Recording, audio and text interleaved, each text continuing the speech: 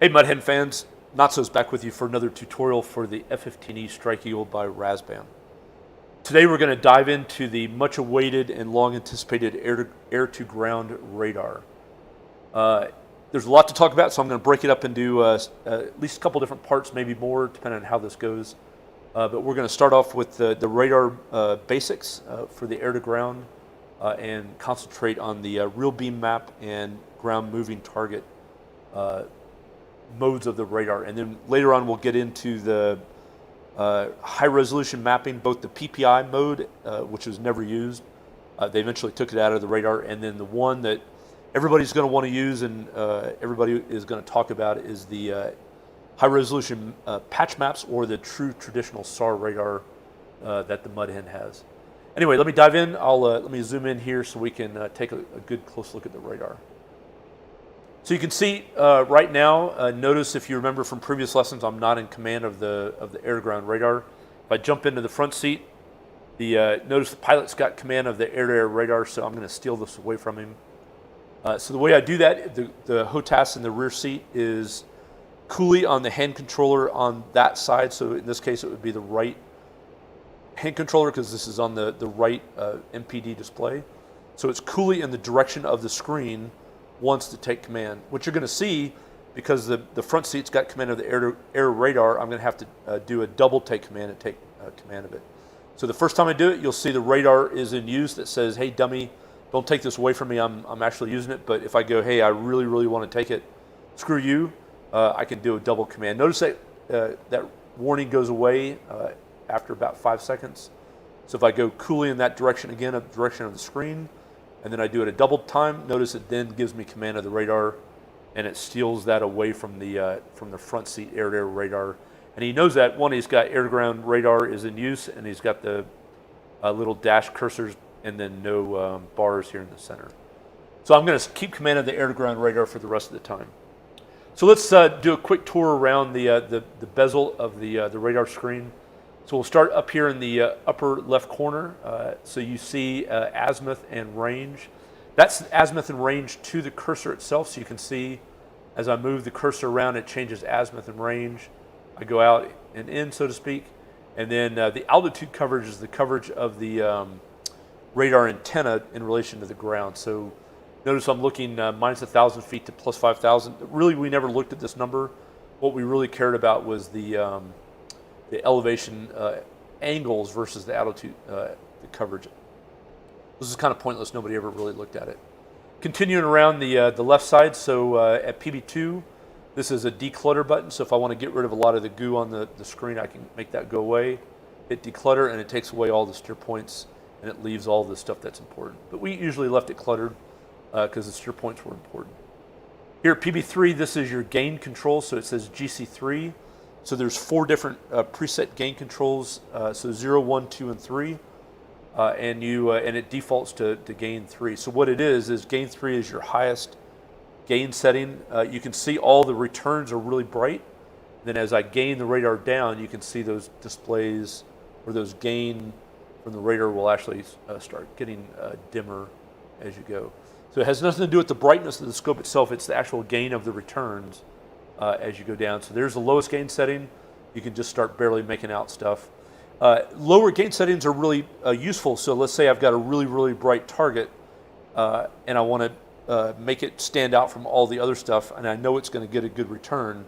So I may want to gain everything down so it shows up better than everything else. And you can see on gain 3, which is the default, everything is really bright. The next 2 buttons, PB4 and 5, are the actual display brightness. This is called the DBA button, up and down. So this is display brightness adjustment. So as I go up, this is actually the screen brightness. As I go up and down, it defaults to 8, and then I can make the whole display really dim. But this takes the brightness of everything down in relation to each other. It doesn't make anything necessarily break out. So let's set it back to 8 to the default. Actually, probably a little bit lower. That's actually quite bright. You can see we're looking at Beirut here, so we're off the coast from over water looking onto land. So you can see this is the shoreline. This is Beirut, really big city, so you can see all the big high-rise buildings are getting really bright returns. Down here at PB6, this is the actual mode of the air-to-ground radar. So You've got, we talked about it briefly at the beginning, so RBM is the real beam mapping, which is what you're seeing right now. It's just doing a map of the ground. The next setting is the ground moving target indicator. And you can see right here, I've even got these settings to low for the civilian traffic. You can see all the really bright returns. All the little plus symbols are something on the ground moving. It could be a vehicle, it could be a ship, it could be whatever. We'll talk about that here a little bit later. The HRM, which is this is the HRM PPI mode that we'll get into later, and then the PVU mode, which is the precision velocity update. This is for getting good return or getting good velocities to the radar to make a good HRM patch map. And again, we'll get into that a little bit more later when I talk about the patch map. I just wanted to cycle through those buttons. So this is the radar mode, and then here at PB7 is the cursor function. So the cursor has several functions associated with it. Depending on what you have set here down at PB7, it will tell the radar what you do if you squeeze the trigger in the back seat or if you TDC in on the front seat. And the cool thing is in the back seat, this is HOTASable, so I can make these change with the HOTAS. So map is the default, so I'll HOTAS if I go left on the castle switch, and I'll show you here. Actually, let me just do that now. So on the castle switch, so the castle switch is right here on the hand controller. This is the coolie switch that I talked about taking command. This is the TDC on the castle switch. I'm sorry, on the hand controller. Here's what's called the mode reject button. This is the same thing that you find in the front seat that we call the auto act switch in the front seat. Same thing. You can't see it, but right in the very front is the trigger, and then down here is the little pinky switch, which is the equivalent of the laser fire switch. So we'll go back and see if we can find our radar again. So I just wanted to give you an idea of what the hand controller looked like. So if you remember from that picture I just showed you, if I castle left, this will change the mode between Q and mark. So you can just cycle it left, it bounces in between Q and mark. If I cycle aft, it goes between target, it actually just goes to target. And then if I go right, it goes to update. And if I go forward, it goes back to map. So left is the only one that has two functions. It's Q and mark. Aft is target, right is update, and then forward is back to map. So that's the way you can HOTAS. If I jump to the front seat, I don't have any of that. I will go ahead and bring up a air-to-ground radar here. Again, notice I'm not in command, but I can still change the cursor functions even though I'm not in command. So see, I can go update, target, Q, mark, map, and so on. Realize in the front seat, I can only use the push button. I can't use HOTAS, whereas in the back seat, I can HOTAS those different functions. So let's stay in the back seat for now for this. At PB8, this is the display window. So you can see this little box around the cursor. If I'm in map function, that display window only applies to being in map. If I switch to something else, I can change the display window, but notice the box goes away because that's only for the mapping function on that. So I'll go back to map. So I can use the button, so I can cycle between an 80, 40, 20, 10, 4.7, 3.3, and so on. And what that means is the size of the box is 3.3 nautical miles square. Notice as I get into a higher picture, like in 10 mile, it looks like a trapezoid. That's because on the real beam map that is in a fan shape, that's the area that I'm going to map. But when the map comes up, and again, I'll get into this on the HRM part of the video, it will actually get stretched out into a normal square. So don't let the trapezoid fool you. It's only that way just so I can map an actual square once I get to the map itself. We normally map 3.3 down to 0.67. If your system's tight, we only ever really go into bigger maps if I want to see either like a really general area, or if I think my INS is drifted and I'm not in, I either don't have an EGI jet, in other words, I'm in a pre-1998 jet, which I can set in the functions for the mission editor to force no EGI use, or if, let's say, the EGI has failed for some reason, I can map in a bigger map, and hopefully then I can ID the point that I want, and then I can update from there. So that's how I do it. So I was able to use the button, But notice I can also, if I go to the hand controller, I can mode reject either forward or aft. So if I go aft, it's a bigger window. If I go forward, it's a smaller window down to my 0.67. So there's aft, and there's forward without using the cursor itself. In the front seat, I can do the same. So if I go back to the front, I cannot change, like I said, I can't HOTAS the cursor function. But if I do take command of this, I can actually change the display window. So same thing, if I go auto act switch forward, it makes the display window smaller. And you can see the display window, and I can make it bigger there if I go to the to that window. All right, so that's it. So let me take command of the screen again. This button right here is the size of the azimuth of the scan of the radar. So full is the whole azimuth width of the radar. That's that 60-degree scan. It's actually like 53 or 55 something, based on the fact that the radar is cut off. If I go to half, notice that is now a half scan, and that scan will actually follow the cursor around as I move it over to the right. So I can scan half of the scope, and all it does is it just makes the update rate quicker within that special area. And I can go all the way down to a quarter scan. So now notice it's a faster update rate. Again, this also follows the cursor as I go around, so it'll move with the cursor. So let's say I wanted to get a really good scan over steer point 3. It would give me a little bit faster update rate just in that little area. Let's say I didn't care about all this other stuff out here. Again, in the Strike Eagle, we hardly ever use the real beam map radar. This was basically just an entry point into the HRM, but I wanted to show you that it does have some utility in there. And then I can go back to full. This does not have any HOTAS feature, so you have to use a push button on it, which is fine because we hardly ever use that at all. The IGMT right here, this is called the interleaved GMT mode. So essentially, it's an alternating function between the real beam map and the GMT. So if I select that, notice it's boxed. And now notice one scan is an RBM, and then the next scan is the GMT. And then there's a GMT scan, and then back to an RBM scan, and so forth. So it just continually goes back and forth to give you the GMT stuff overlaid with the real beam map. If I were to come over here and select GMT, notice it removes the real beam map. It's just the raw returns of the moving target stuff. Again, I'm going to get into that a little bit later there. The little balls here are the limits of the radar coverage. So that's the full scan. Notice when I went to half, it narrows that down. When I went to quarter, it narrows those down, and so forth, back to the full.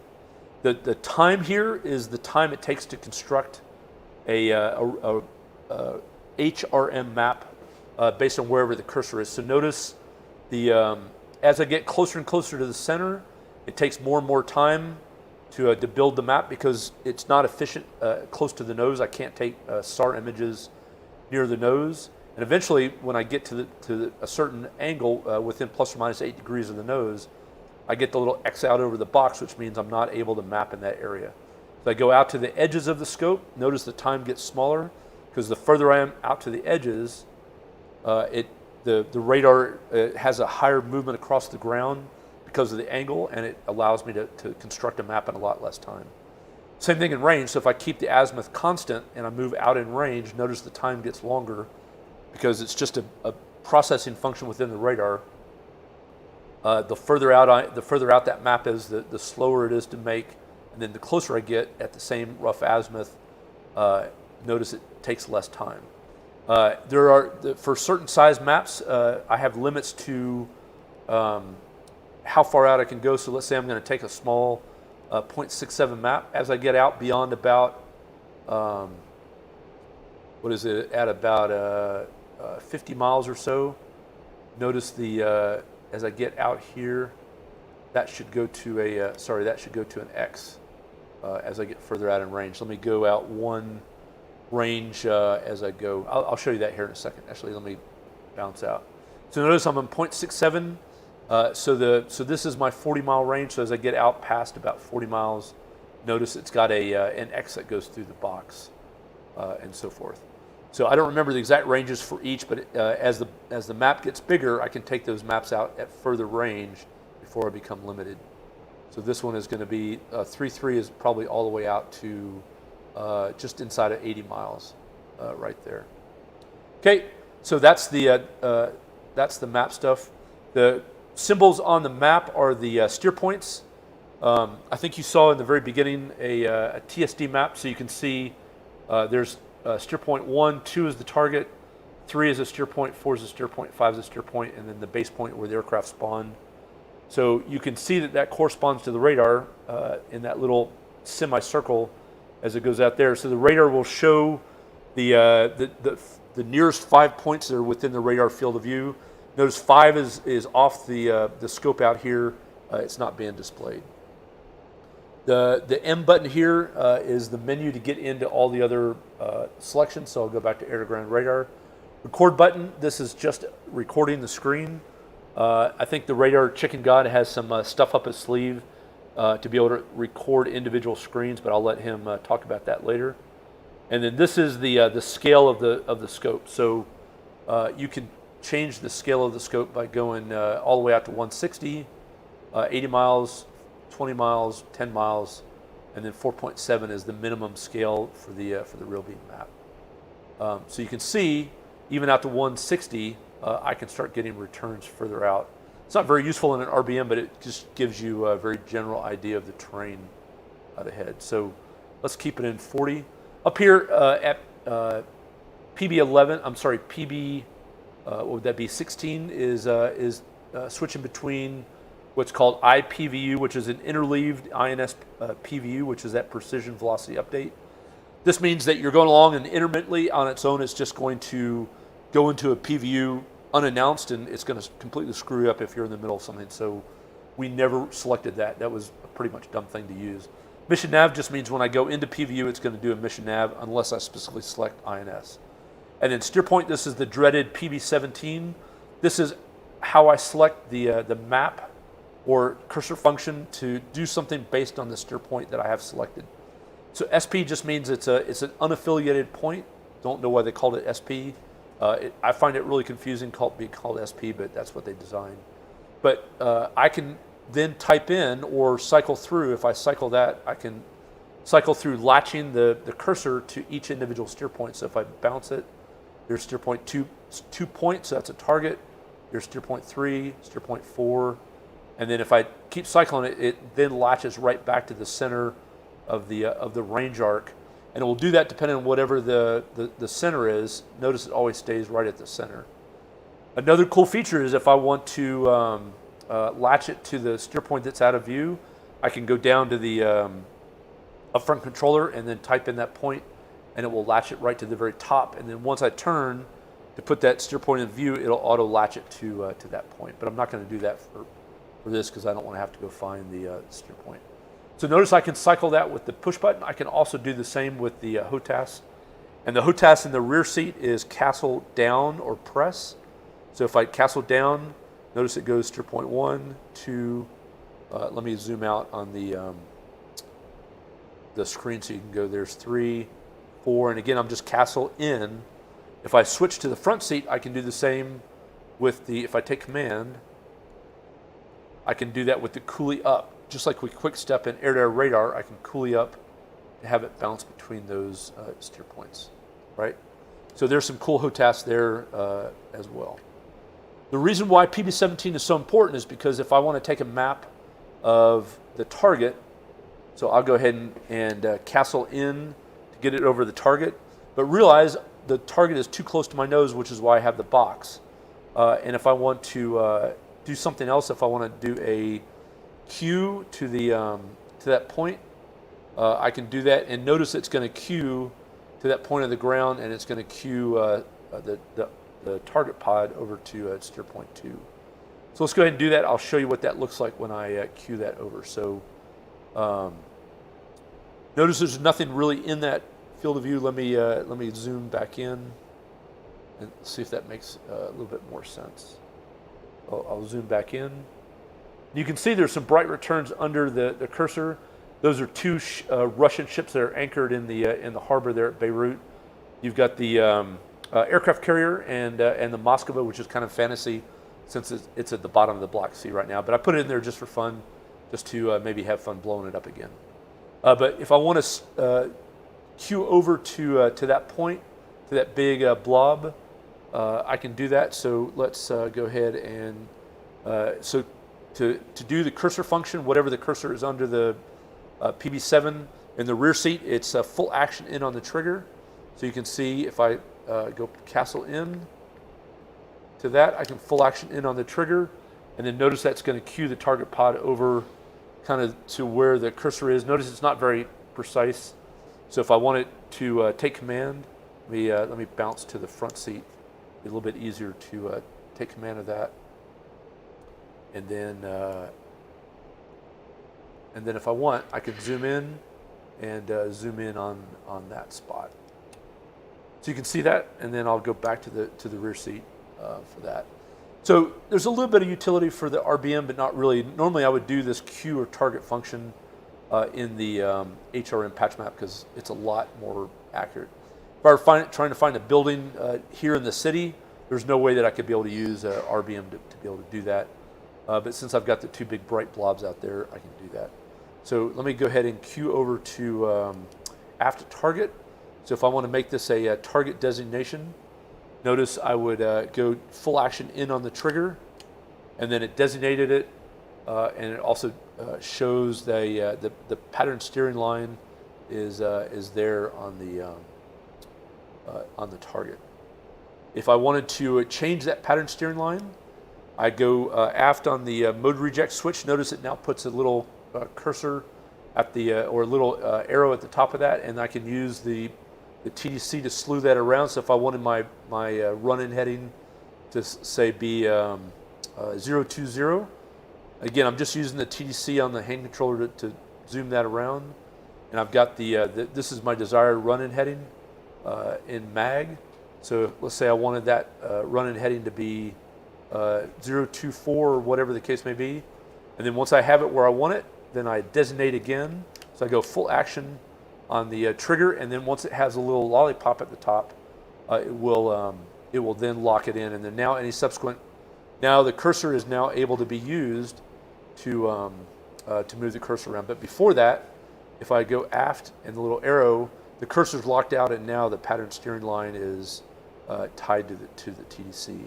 So again, if I want to designate on that heading, so if I wanted a 350, I designate by going trigger full action, and I get the little lollipop, and now I have my cursor back to be able to do other things with. So that's how you do the pattern steering line. That would be really cool if the JTAC gave you a restricted run-in of say 350.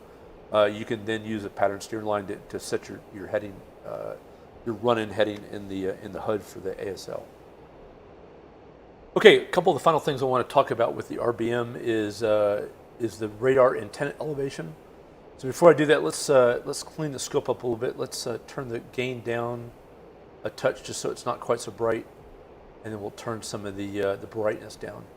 So if you notice, I've moved in a little bit from what you were seeing previously. The scope will automatically set the antenna elevation to kind of maximize the center of the sweep. But if we stay in the same range and proceed forward, that center elevation moves out beyond the scope, and we may start losing some of the targets we want to look at. So what we can do is we can start manually gaining or manually moving the antenna down. And in the rear cockpit, you do that with half action trigger and then TDC down. And then you can see over here on the left-hand side, this is your actual antenna elevation in terms of the angle. So this center stripe is 0 elevation, which is basically level with the nose, and then 10 degrees, 20 degrees, 45, and then 60 degrees down. And then it has the same thing up. And the reason you would have up or level is looking for weather returns if you're trying to avoid any kind of thunderstorms. But in this case, we're trying to look down. So if you remember, we had a couple big bright spots out here under the target for the anchored ships. And as we moved in, the elevation for where the radar is actually painting the ground is moved a little bit beyond where it's starting to paint. So what I'm going to do is I'm going to hold a half action trigger on the right hand controller and then TDC down. And you can see now I'm moving the elevation carets down, which allows the antenna to start sweeping at a steeper depression angle closer to the airplane. So that now you're going to start seeing these returns start to pop up. And obviously the stuff that's been further out starts to get a bit dimmer. And we can play with some of the gain here. So again, it's just a constant process of tweaking the scope to make sure that you're looking at the stuff that you want to see. And this is pretty much old school radar work, similar to what the F-111 did back in the day, probably F-4 did for their air-to-ground radar, and other airplanes like that in the Vietnam early 70s and 80s kind of stuff. We've moved beyond that with the SAR mapping and the high resolution stuff, but this real beam mapping is still present if you want to get bigger picture looks out there. All right, so that's it. That's it for me on part one of the air-to-ground radar.